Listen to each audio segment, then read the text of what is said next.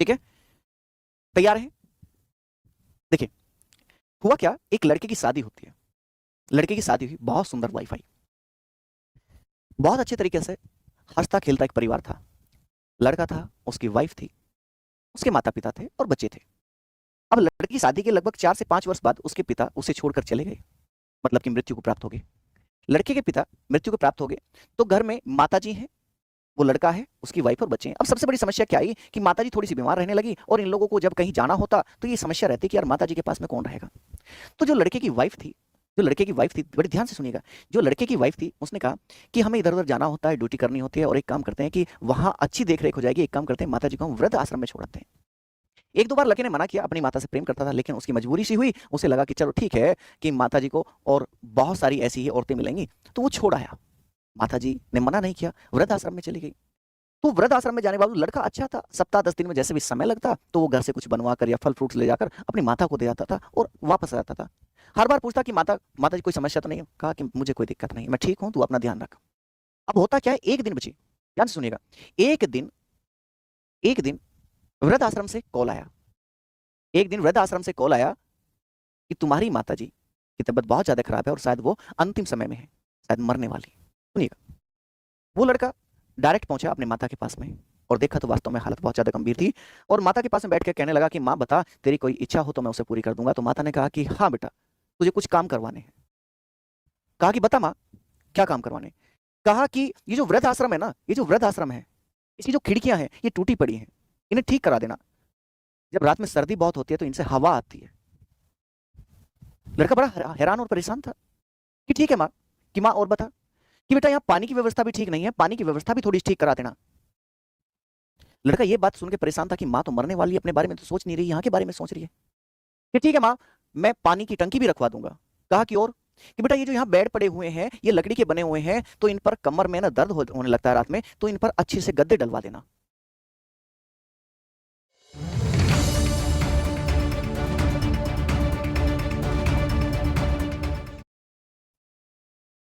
अब लड़के के मन में तमन्ना हुई कि माँ एक बात तो बता, मैं इतने दिन से तुझसे पूछ रहा था, तो इतने दिन से रह भी रही थी, तो ऐसा क्या हुआ कि आज ही तुझे ये सब चीज याद आ रही है? क्या तुझे इस वृद्ध आश्रम से इतना लाड चाव प्यार हो गया है? क्या तू इनके बारे में सब कुछ? कहा कि ना बेटा ना, मैं इन वृद्ध आश्रम में जो महिला रह रही हैं उनके बारे में नहीं सोच रही। कि लड़के ने पूछा ऐसा क्यों मां? कहा कि बेटा, मैं इसलिए कह रही हूं कि मैंने तुझे बहुत लाड चाव और नाज से पाला है, और तुझे बहुत ज्यादा कंफर्टेबल लाइफ दी है। मैं इसलिए कह रही हूं कि कल जब तेरी औलाद तुझे यहां छोड़कर जाएगी, कि तुझे रात में ठंड ना लगे, तुझे पानी की दिक्कत ना हो, और तुझे बेड पर लेटने के बावजूद है ना तेरी कमर में दर्द ना हो, इसलिए मैं ये सब व्यवस्था करा के जा रही हूं। कहानी का सार समझे आप? कहानी का सार समझे बच्चे? कहा कि मुझे तो आदत है, मैंने तो तुझे है ना बहुत कष्टों से पाला है, मैं तो हमेशा ऐसे ही जिंदगी काटती आई हूं, मुझे कोई दिक्कत नहीं हुई, लेकिन तुझे बहुत कंफर्टेबल लाइफ दी है, तो तुझे समस्या ना हो इस वजह से ये इंतजाम पहले से ही करा देना, वरना तुझे बहुत समस्या आएगी बच्चे। मॉरल ऑफ द स्टोरी ये है कि हम आधे से ज्यादा जिंदगी तो ऐसे निकाल देते हैं कि हम गवर्नमेंट जॉब गवर्नमेंट जॉब, हम वर्तमान में अब अपने घर भी होंगे तो आप अपने माता पिता की शायद उस लेवल पर शायद रेस्पेक्ट ना करते होंगे, कदर ना करते होंगे। मैं आप सभी से कहता हूं कि हर एक चीज को आप सेकेंडरी रखो, अपने माता पिता को सबसे आगे रखो बच्चे, अपने माता पिता को सबसे आगे रखो। मॉरल ऑफ द स्टोरी क्या कह रही है कि जो आपके अपने यहां वर्तमान में है उनकी कदर करना सीख जाओ।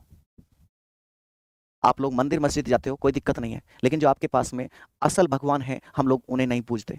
हम जबरदस्ती करके कहीं कहीं जाते हैं, घूमने जाते हैं, फिरने जाते हैं, भूल जाते हैं कि ये वही माँ है, ये वही पिता है जिसकी वजह से आज हमें ये जीवन मिला है। और ये स्टोरी नहीं, वास्तविकता है। आप जैसा बोओगे वैसा ही काटोगे बच्चे। मेरी बात से आप सहमत हो ना हो, आपको कुछ को शायद बुरी लग सकती है, लेकिन ये बात ध्यान रखना, जो माँ हो सकते, पिता हो सकते, इस दुनिया में केवल 3 ही लोग ऐसे हैं कि जो आपकी कामयाबी को देख के है ना खुश होंगे। सिर्फ 3 लोग, एक आपकी माता होगी, एक पिता होगी, और तीसरे आपके गुरु होंगे। यही 3 चाहते हैं कि हमारा बच्चा हमसे भी आगे निकल जाए, वरना इसके अलावा कोई नहीं चाहेगा बच्चे, कोई भी नहीं चाहेगा। यस और नो? कितने जितने लोग इस बात से सहमत हैं तो एक बार इमेज हो जाए अपने माता पिता के लिए, इस माता पिता के लिए एक बार हो जाए बच्चे।